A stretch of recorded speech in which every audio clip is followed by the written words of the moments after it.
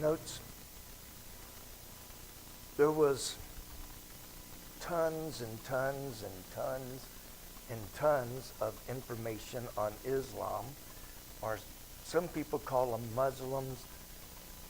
There's like 3 different groups within this Islamic State, and I'm not even going to try to pronounce them.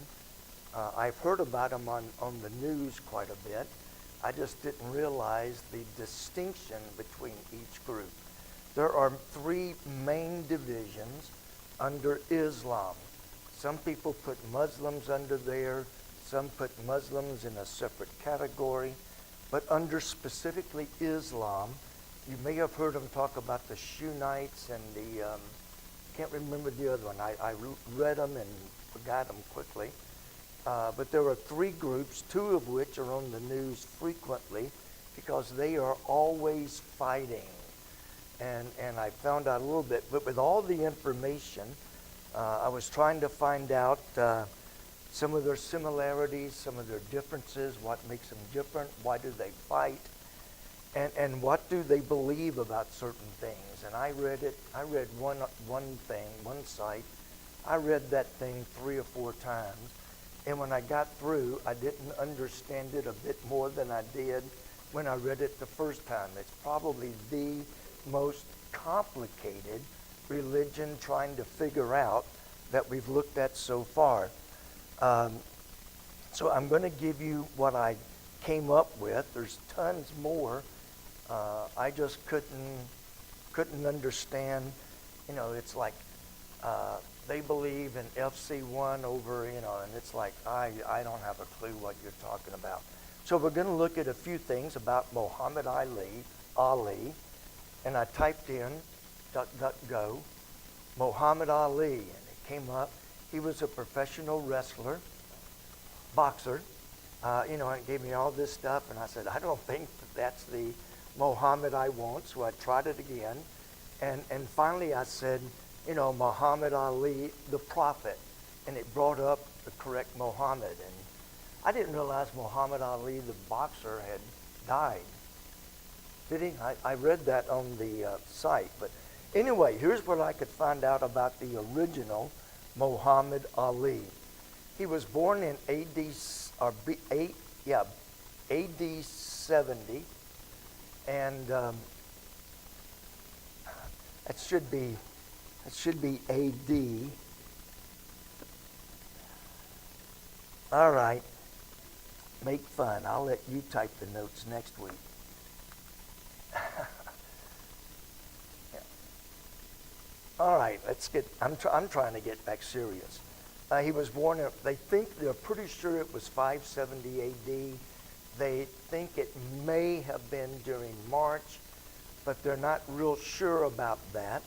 But they do know he died on June the 8th, 632 A.D. And or what's it called now? It's not A.D. It's called something else. So we know when he died, and he was about 62 years old when he died. Very young, but we'll look at some of that maybe. He was born, like I said, in AD 70 somewhere, maybe March, and his father died before he was born. So he was born into a single mom family. She died when he was 6 years old. He was put into his grandparents' house. That did not work at all. So they put him in another relative. That did not work. Finally, they put him in state foster care, and he got foster parents that were mean, vicious, cruel, everything else. And so he was not raised in a good environment under any circumstances. So he got out of all of them as soon as he could, and he met a young lady. He was around 20, 22, met this beautiful young lady. Her name is written in, it's an Arabic name, so I have no idea how to pronounce it. But he married her, and she was his first convert to Islam. His wife and then later his daughter were the first 2 converts to Islamic religion. After that, He gained 4 or 5 more. They started having home Bible studies, and it began to spread. And pretty soon they are somewhere around 8 billion people in the world today that claim to be Islam. So that's a lot of people. Around the age of 40, he began telling people, God is speaking directly to me. God is speaking from heaven, speaking directly to me. And of course, oh man, they were not the brightest, and they didn't know a lot of things. They didn't know anything about Scripture. So if God's speaking to you, that means that you must really be important, and we need to follow you. We need to listen to you.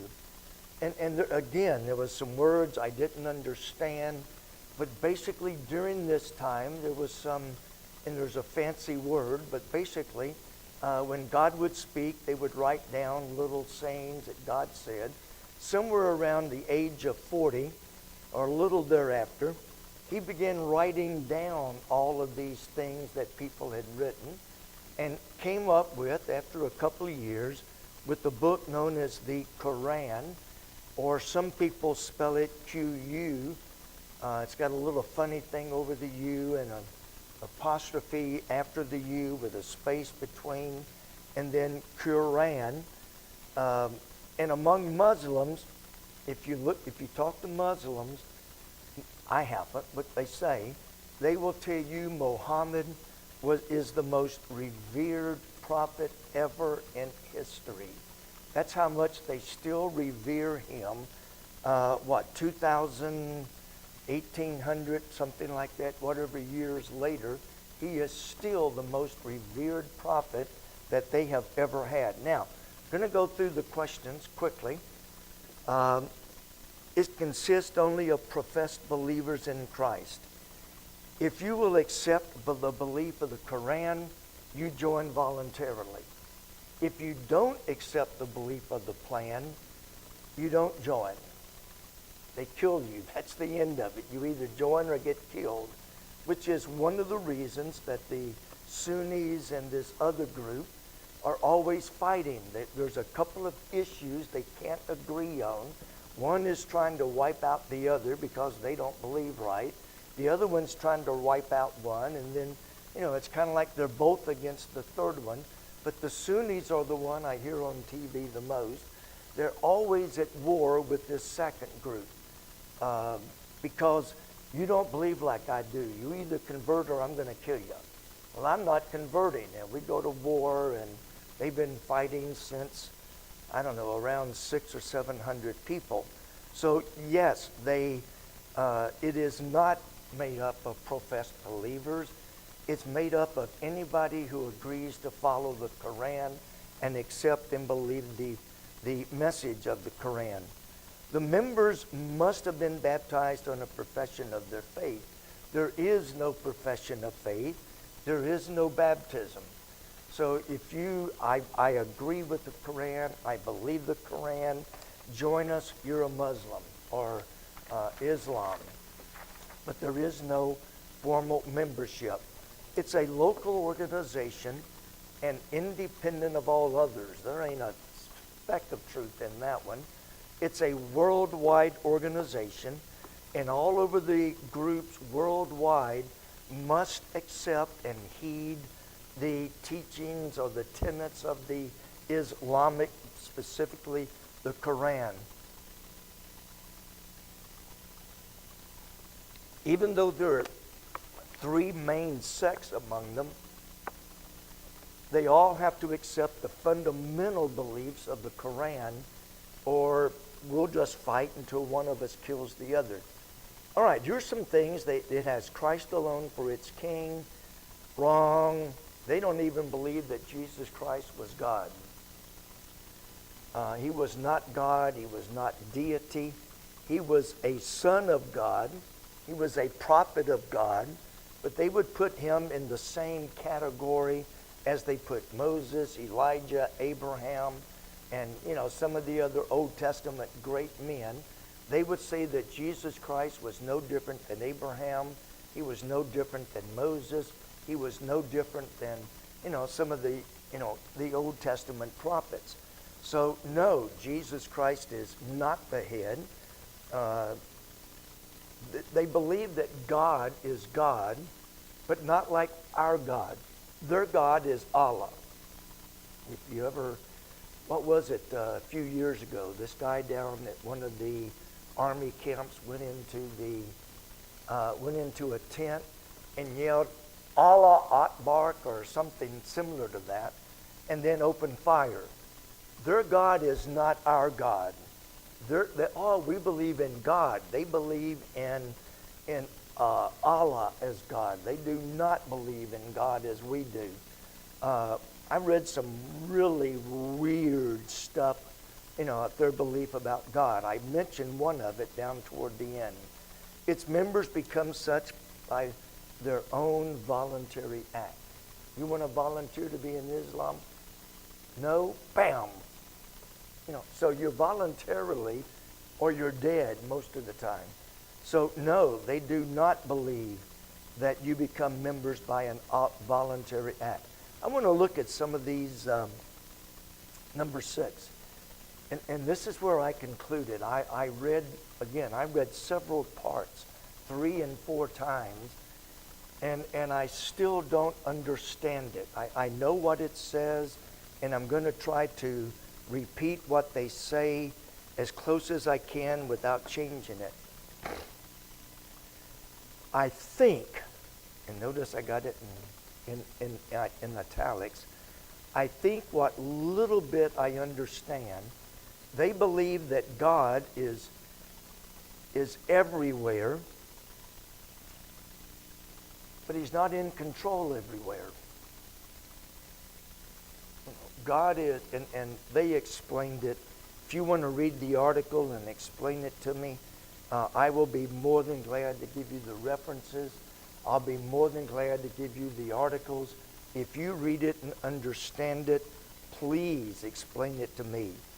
God is everywhere, but He's part of everything. In other words, everything consists of God, and God is in everything, everywhere. And it's like, okay, wait a minute. I'm not grasping that, because we believe God is everywhere. He's omnipresent.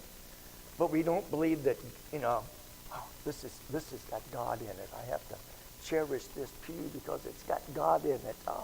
And we don't believe that part of it.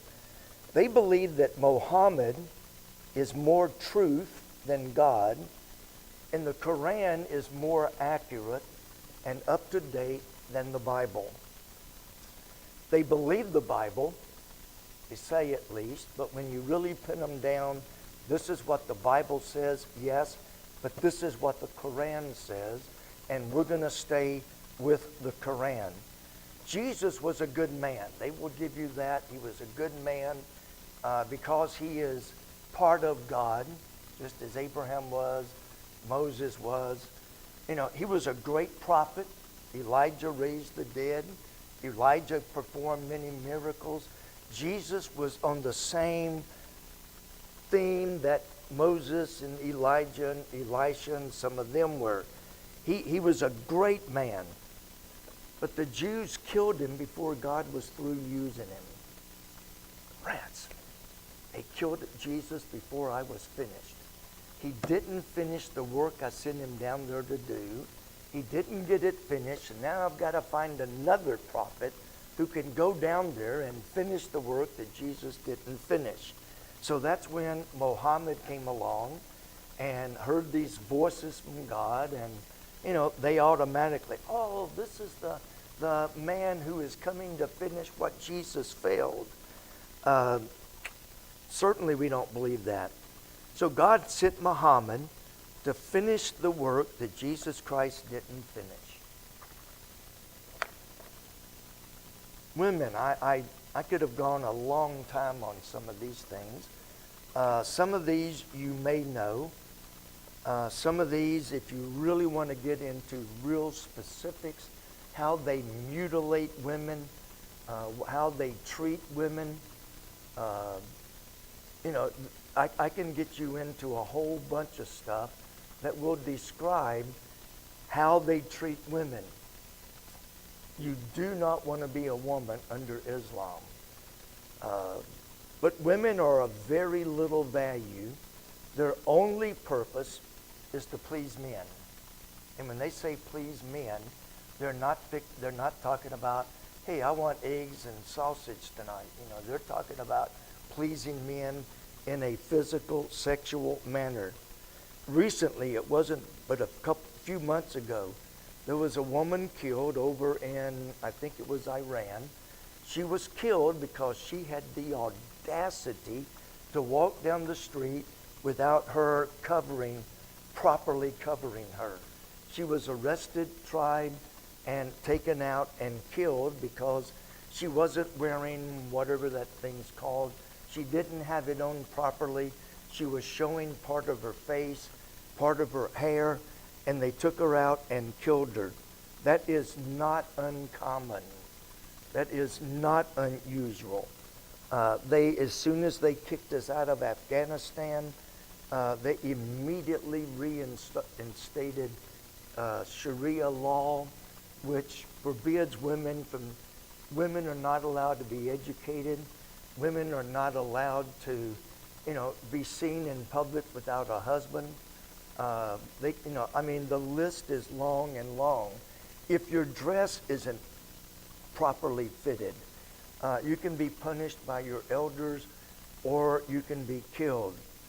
In some groups, not every group, but in several groups, women are forbidden to enjoy the intimacy with their husbands. Men are supposed to enjoy that. Women are not. And I know we're live streaming. Hopefully there's no young children listening.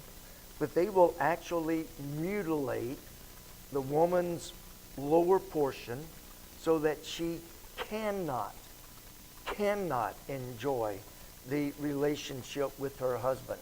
She's not supposed to enjoy it. She's simply there to satisfy the man. That's it, no more. Now, half a dozen men can rape her, and if she files a complaint, she has to have 7 independent witnesses who witnessed the rape and who will stand up and testify that these other men raped her in our presence, and we will vouch for the fact she was raped. Never been a case yet where they could get 7 men to stand up and defend a woman because men used her. Never been a case that I found where they could find anybody who would stand up and swear in front of all the other men. Who's going to get up in front of their business partners? Who's going to get up in front of their best friends, their hunting partners, their fishing partners, and say, yes, I personally witnessed him raping her? She's got to find 7 men like that. And I say, to my knowledge, there has never been a case where a man was prosecuted for rape or anything else.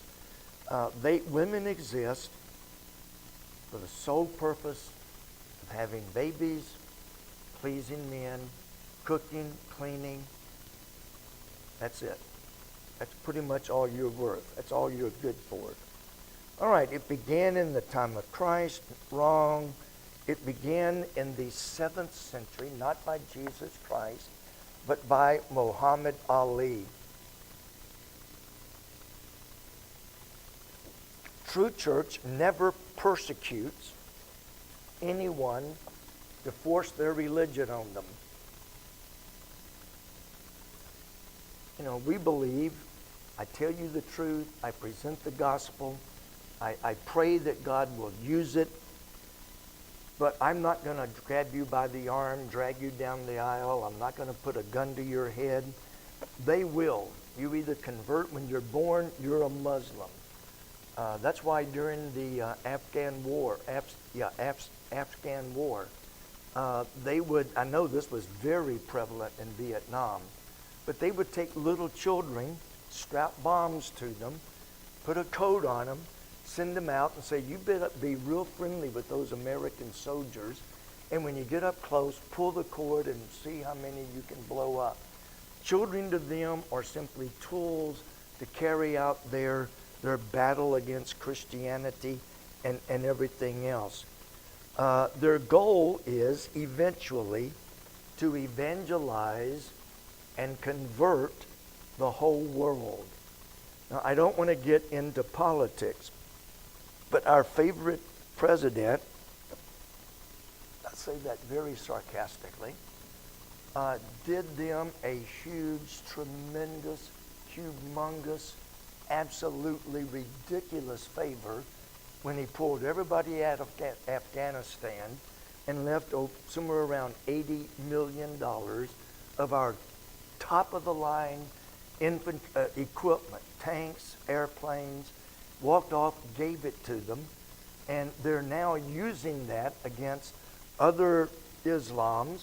And the plan is, and this is from several sources, eventually they will use that against us. So, we did them a huge favor, plus we left millions of dollars behind. But if I remember, it was somewhere around $80 million. And it's got to be more than that. One of those big airplanes can cost that much. Anyway, it was a humongous number. And their goal, their determined goal, their decreed goal is to evangelize the whole world and kill off any infidels. Who are the infidels? Who do you think the infidels are? Anybody that's not Islam or Muslim. So that is their goal, and they will kill you in a heartbeat if it'll make them closer to heaven. And 70 virgins they get if they kill enough Americans. They'll have 70 virgins waiting for them. You see where their mind is twisted. It must not be started out of an apostate church like many other cults. It began with one person. That person, and a lot of them started in individual home studies. And that's why the Jehovah's Witness, when they come, well, how about I come back with our elder and we'll have Bible class with you? They want to get in the door and immediately start brainwashing you. That's why 2 John said, if they come preaching another Christ, don't let them in your door. Because once they get in, they will immediately start to evangelize you. Islam, like I said, they'll just kill you. They never came out of the Catholic Church like many other religions because it was never in the Catholic Church. Islam actually began, some people think, the roots of it actually began back in Genesis chapter 6, 7, somewhere. No, 6 is the flood. Must be chapter 11, I guess. That's where the great nations are divided. And even there, they had a religion that rejected God, worshiped the stars, worshiped the sun, moon, the stars, worshiped the fish, worshiped the animals. And the false religion actually started back in Genesis. It's changed over, like one group will die. Here comes the Mohammed. Here comes other groups. But it hit me, and I'm almost done. They can preach heresy and grow by the millions. We have the truth, and nobody wants it. What does that tell you about the majority of people today? If our gospel be hid, it is hid from those whom the God of this world hath blinded their eyes, lest seeing they should see and eventually be saved. Satan has done a masterful job of blinding the people of this world. I just finished reading Revelation yesterday. I finished reading Revelation, so I started back in Genesis this morning, and I've read it many times, but for some reason, it's hit me before, but you know how you forget. Satan is bound for 1,000 years. Jesus Christ is ruling and reigning the whole world in perfect peace. They have perfect peace, perfect king, perfect leaders sitting on the thrones judging the nations. They have perfect governors, perfect king. Everything is as close to perfect as it can be before, after the fall of Adam and Eve. As soon as Satan is let out after that 1,000 years, as soon as he lets out or is let out, what's he do? He starts going around the world, and within a very short time, he has stirred up an army of millions of people, and they actually try to attack the holy city, New Jerusalem, under 1,000 years of a perfect king, perfect peace. As soon as Satan gets out, he convinces them, follow me, we can take that guy down. Satan is masterful. But you've got to admit, Jehovah's Witnesses, and I know we covered them the other night. I got home, or you got home. What day was it? Monday? Because I didn't get the mail. It must have been Monday. And we had a letter and had the return address. And she said, do you know these people? I said, I have no idea who they are. We opened it up. It was a very nicely typed letter. And I'm reading the letter, and it's like, okay, I still don't know this person. Then I opened the envelope and found a tract said, printed by Jehovah's Witness. I mean, I don't know how many thousands they spent out. First class postage. They didn't even use a bulk mail. I mean, and we've had them put it on our door. They're out there, going door to door. They're out there. I know we're not going to save everybody, but I wonder how many people we could talk to. Just talk to people. And spread the word. I'm amazed at how easily Satan can get a following. And even Jesus Christ, after 3 years, only had 120 followers. So I guess we're better than some. Every New Testament church met in somebody's house. They didn't have big buildings. It's the house at Gary Frisbee, the church at Gary Frisbee's, the church at Steve Ryle's, the church at Dave. I've only had about 45 minutes sleep in the last 2 days, so my brain is a little bit foggy. Dave Surgener, I knew it was up there. It was the church in their home. And believe it or not, they actually grew when it was confined to home churches rather than mega churches. All right, we'll be dismissed. See everybody Sunday at hopefully, what's the forecast? Anybody heard the forecast? By the way, sorry about